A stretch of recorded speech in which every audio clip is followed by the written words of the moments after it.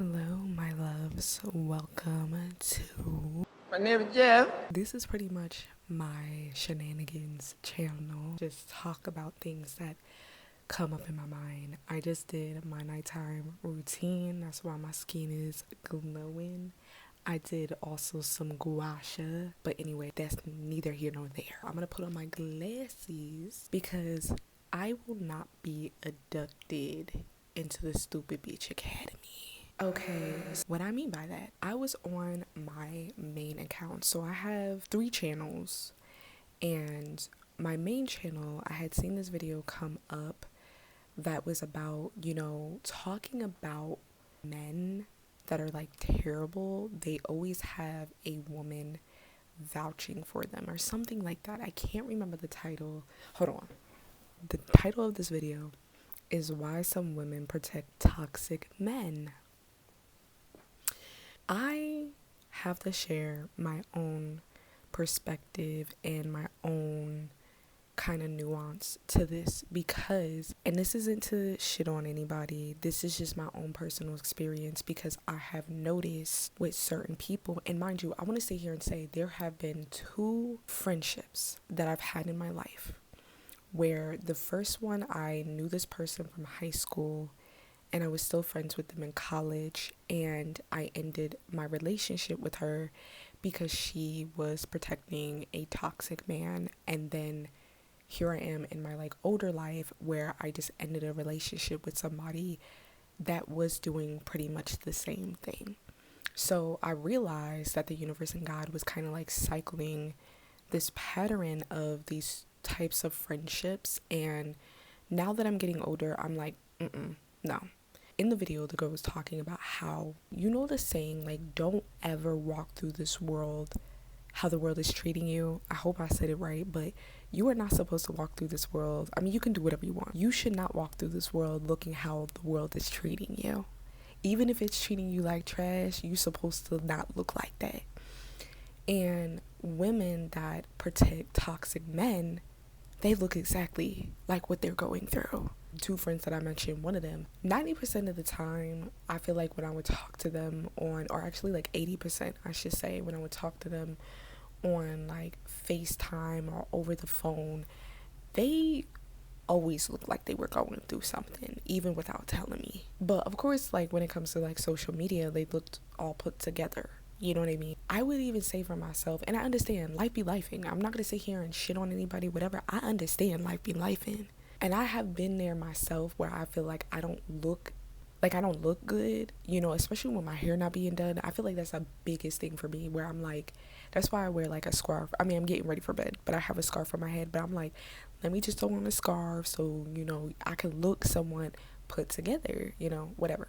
But anyway, my point is with this person, they did always kind of seem like they were going through something. And the firm belief of what I do believe is, please understand that when it comes to toxic people, they are going to drain your life force and your life energy and just your energy in general. When I would talk to her, she would look like she was going through something and she was drained because she was dealing with a toxic man.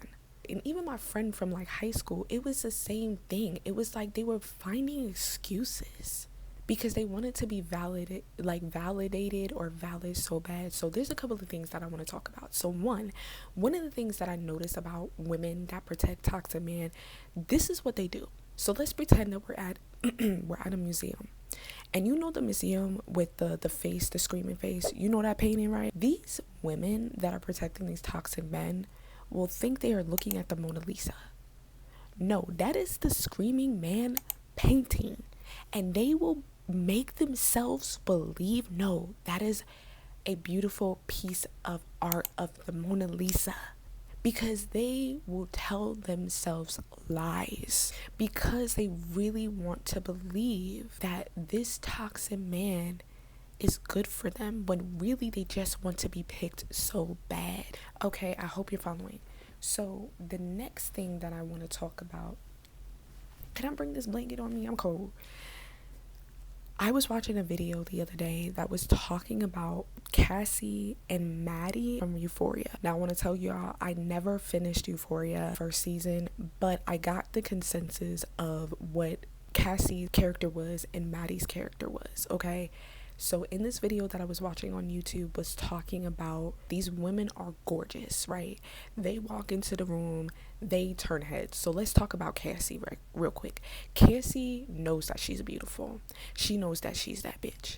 But Cassie is also the type to want validation in the sense of being the perfect girl for her man, where she will literally go miles, meaning like she'll wake up 4 in the morning making sure that she looks the part of what her man desires, being the perfect girl for him. And even to the point that she will literally fix herself to whatever that man wants. That's what Cassie and who Cassie is and how she moves through the world. I'm not going to call her a pick-me because I feel like there's a lot of layers to that, but if you want to call it that, fine. But Cassie knows that she is that girl and she knows she turns heads, but at the same time she really just wants to be loved, and that's what it comes down to at the end of the day. Now with Maddy knows who the fuck she is. She walks through the world and knows that she is that girl, that bitch. She does not conform to what everybody wants for her. She does not move through this world whatever that motherfucker wants. She wants what she wants. The craziest part about Maddy though, that's what guys I guess attract to. Not even I guess, I know it is. They want something that they can't control. They want something that they know is like fire. And that's Maddy. She doesn't care because she knows who she is and she wants what she wants, and she don't give a fuck if you like it or not. That's who Maddy is. But don't get me wrong, Maddy is still not perfect. When she is in the relationship with that man who still hurt her, but at the same time she was standing on business. Nobody's perfect, and I want to make that very clear. But the difference between Cassie and Maddy is who they're always going to attract to, because they're not trying to be the fit for the guy. I'm not being inducted to the stupid bitch academy. Maddy sees it for what it is, and it's up to her to make the determination to do what she wants with that. There's a huge difference. So now I'm going to talk about the cage bird theory. This is something that I made up on my own. This was like way back when I dated this one particular person.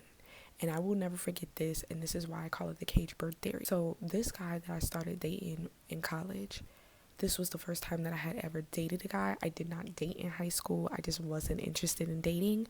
When I got to college, there were more options. While we were driving in the car, I'm like, I don't want to be a cage bird. I remember saying this to him vividly. The only reason I remember is because he reflected that back onto me. I'm not going to get into that, but point blank period, I remember saying like, I don't want to be a cage bird. What do I mean by that? The cage bird theory. When a guy, when they see a woman that they desire, they want to catch them, right? So they chase after the bird, But when they put them and they catch them and they put them in the cage, right? In the beginning, they'll take care of it, they'll go look at it, and eventually they'll forget about it. Because it's this whole dumbass, you want something that you can't have. And not only that, it's this whole cows and mat chase. And it's so dumb to me. But that is the world that we live in. What I am trying to say is like, I knew for myself, I never wanted to be a cage bird. And if anything, if you are someone, when it comes to marriage or whatever the fuck, you want to make sure that that person doesn't put you in a cage. They put you in like in a big environment that is beautiful and exactly what you want, and let you out to fly and spread your wings. But you know what I mean? Like, I hope that makes sense. Maybe it doesn't. If it's not for you, it's not for you. That's what I've come down to when it comes to that. And there are a lot of women that I feel, especially when it comes to protecting toxic men, they are the cage bird. They do as they say, in a sense, Cassie. And it's funny because my grandmother, I caught this bird when I was younger. My grandma loved birds, so we named this bird Guava. It was a beautiful bird. And I just remember that bird would always break out of the cage. It would always break out of the cage. So in a way, I'm saying you want to be the bird to not get caught, number one. But if you do, you breaking out of the cage and you're making a statement and you're making a bold statement. Don't be a cage bird to be the like pick me or the person like, you know what I'm saying? I just, protecting of these toxic men that literally are gonna drag you through the motherfucking mud and shit. Don't ever be that. I feel like, number one, this is the last thing I'm gonna say. Rihanna is the perfect example of Maddy in the best way to put it. Where I will never forget when she did an interview, and it stays in my mind all the time, where someone was like, pardon? What are you looking for in a man now to wear this cologne? I'm not looking for a man. Let's start there. do y'all remember that? That was such an iconic moment, and look at where she is now, thriving. She got exactly what she said she wanted. There's a lot of trauma, especially with women that deal with toxic men and are protecting them. And they are probably always going to be in that caged bird. Don't ever be that. That's all I want to say. Good night.